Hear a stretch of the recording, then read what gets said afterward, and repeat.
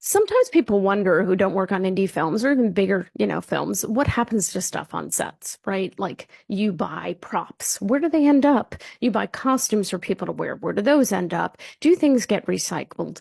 Is our sets just torn down, even in theaters? Like what happens with those? So I'm going to give you some inside scoop on what happens to all that. So if you're building a set for theater, often the stuff used to build the set, the flats, the wood, whatever, they're reused for the next set.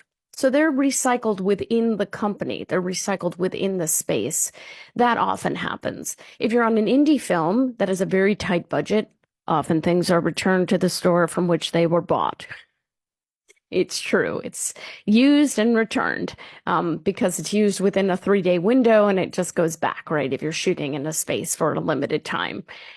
If it's stuff that's really worn, like costumes that really just can't be returned, they've been used, wasn't for 5 seconds. And, I've seen people push it, but, things that cannot be returned are often donated or actors buy them. They buy them from the set. They say, hey, I want that, and they get a discounted price. Sometimes they're given to cast members as a thank you. If somebody wears a dress that you spent $40 on from a thrift store and they really like it and they've done a great job for you, why not gift it to them?